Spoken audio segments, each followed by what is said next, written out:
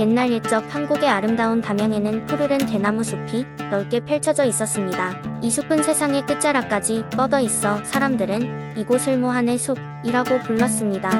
이 대나무 숲에 들어가면 미로처럼 얽힌 길과 하늘을 찌를 듯한 대나무가 사방에 우거져 있어 길을 잃기가 일쑤였습니다. 숲의 한쪽 끝에는 작은 마을이 있었는데 마을 사람들은 이 숲을 매우 신비롭고도 경외의 대상으로 여겼습니다. 그 중에서도 12살 난 소년 민수는 대나무 숲에 대한 호기심을 주체할 수 없었습니다. 어른들은 늘 그에게 숲속 깊숙한 곳으로 들어가지 말라고 경고했지만 민수는 오히려 그 경고가 더욱더 그의 모험심을 자극했습니다. 어느 밝은 아침, 민수는 대나무 숲의 입구에 서서 모험을 떠나기로 결심했습니다. 시작할 땐 두려움이 있었지만 대나무 숲이 보내는 부드러운 바람과 새들의 지저귀는 그의 마음을 진정시켜 주었습니다. 숲속 깊이 들어가자 그는 길을 잃었지만 그곳에서 믿기 어려운 광경들을 목격하게 되었습니다. 숲 한가운데 서 있는 대나무들 사이로 갑자기 황금빛 난장이들이 나타나기 시작했습니다. 그들은 친숙한 미소로 민수에게 인사하였고 다가와서는 자신들이 이 숲을 지키는 수호자들이라고 소개했습니다. 대나무 숲의 중심에는 아주 오래된 우물이 있는데 그곳은 이 세계에서 가장 신비로운 장소라고 했습니다. 우물을 지키는 것이 그들의 임무라고 하였습니다. 난장이들은 민수를 위해 특별히 준비한 연회를 열어주었습니다. 대나무 잎으로 만든 식기와 신선한 과일, 맛있는 음식들이 차려졌고 민수는 그들의 따뜻한 환대에 마음이 더욱 놓였습니다. 연회가 끝난 후 난장이들의 수장이 비밀을 하나 가르쳐 주었습니다. 이 대나무 숲은 각별한 마음을 가진 이에게만 그 신비로움을 열어 보이지. 내 마음이 진실하니 너에게 이 우물의 비밀을 맡기겠네. 수장은 우물 곁에 다가가서 조용히 속삭였습니다. 우물은 세상의 경계를 넘나드는 문이자 인간의 마음을 비춰주는 거울이란다. 그대의 마음이 순수하다면 여기를 통해 원하는 대로 나아갈 수 있게 해주지. 민수는 신비로운 말을 듣고 큰 감동을 느꼈습니다. 우물을 통해 민수는 자신이 상상조차 할 수 없었던 새로운 세상을 순간적으로 보게 되었습니다.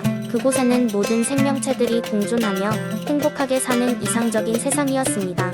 잠시 후 그는 현실로 돌아오게 되었지만 이미 그의 마음속 깊은 곳에는 커다란 변화가 일어나 있었습니다. 난장이는 민수에게 언제든 우물이 필요하게 되면 다시 찾아오도록 하였으나 경험을 기억하며 사람들과 나누기를 바랬습니다. 시간이 흘러 민수는 마을의 현명한 어른으로 자라났고 그는 숲과 우물의 이야기를 계속해서 후대에 전했습니다. 사람들은 그의 이야기를 들으면서 대나무 숲의 신비로움을 마음속 깊이 간직하게 되었고 담양의 대나무 숲은 전설로 남아 있었습니다.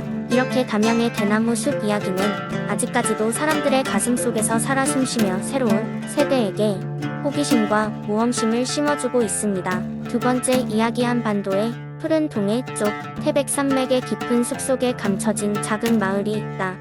이 마을의 이름은 페라촌으로 이곳은 오랜 세월 동안 장수의 비밀을 간직해왔다고 전해진다.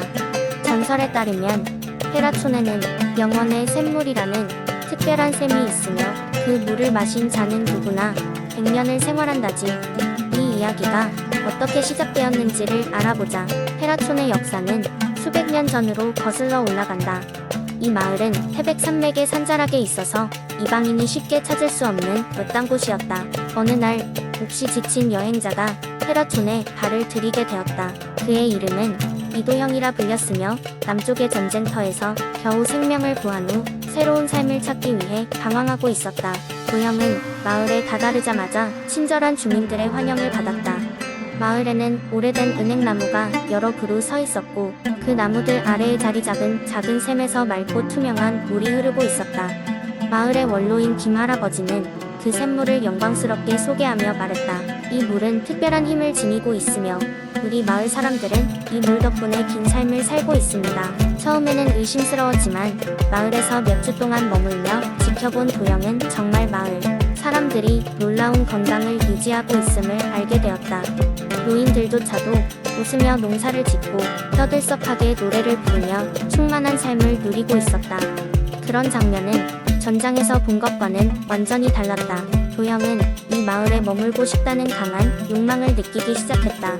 마침내 도영은 김할아버지에게 다가가 자신도 마을의 일부가 되고 싶다고 말했다. 김할아버지는 잠시 생각하더니 도영을 근처의 숲으로 데려갔다. 숲속에는 헤라촌의 비밀을 담고 있는 더욱 큰 샘이 숨겨져 있었다. 김할아버지는 엄중한 표정으로 덧붙였다. 이 샘물의 진정한 힘은 이를 필요로 하는 이에게만 나타난다네. 하지만 그것만으로는 부족하지.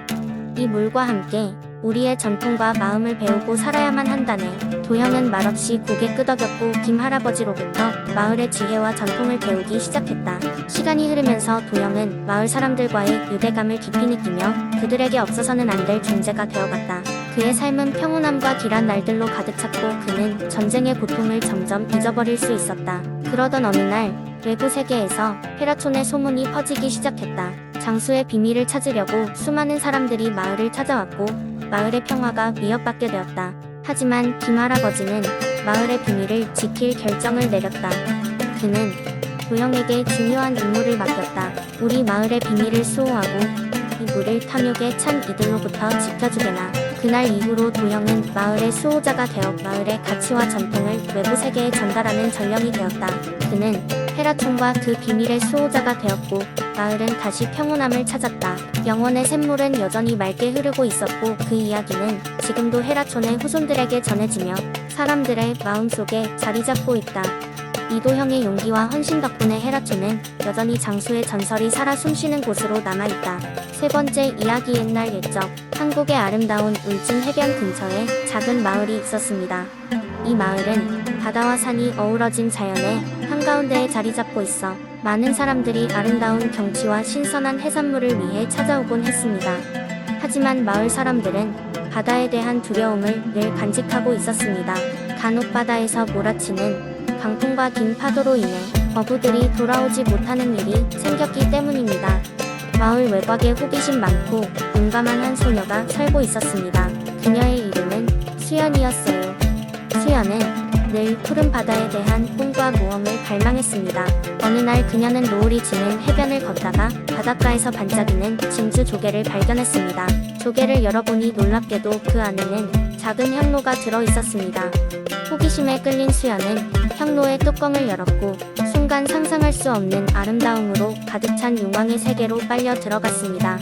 그곳은 환상적인 해저 왕국이었고 바다 생물들은 모두 말할 수 있는 능력을 가지고 있었습니다. 용왕의 세계는 수연의 방문을 진심으로 기뻐하며 오래전 예언된 인연을 기다렸다고 했습니다. 용왕은 수연에게 마을을 위협하는 거대한 바다 괴물을 물리치기 위해 용감한 마음을 가진 이가 필요하다며 도움을 청했습니다. 수연은 두려움보다는 모험을 선택했습니다.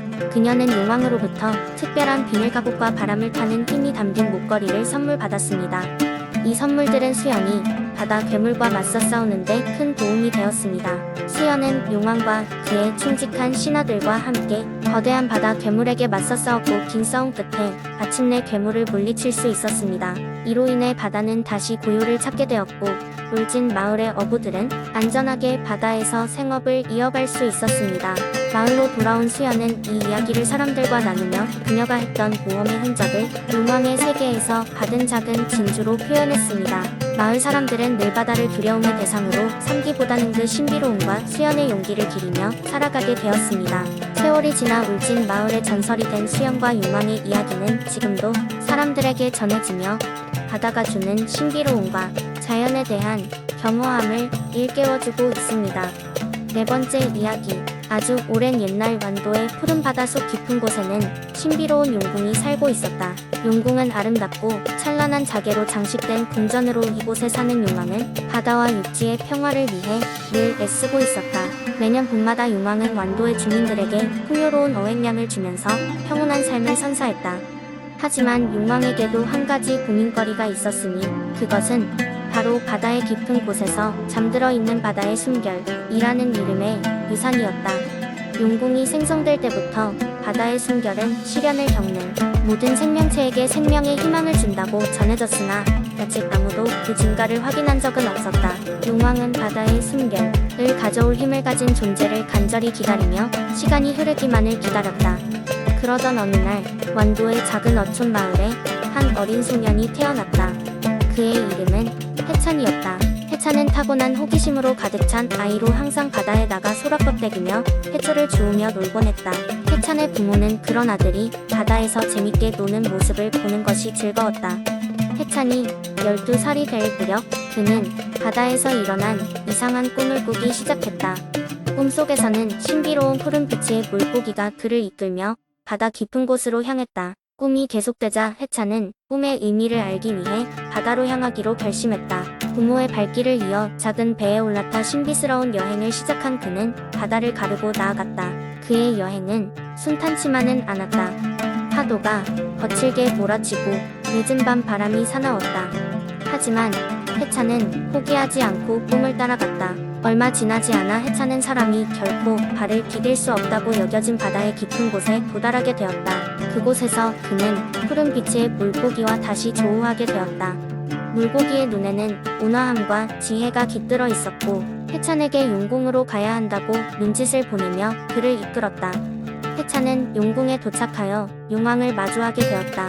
용왕은 해찬의 도전에 찬사를 보내며 그에게 바다의 숨결을 찾기 위한 시련을 제시했다. 이 시련은 해찬의 마음이 얼마나 순수한지를 시험하는 것이었다.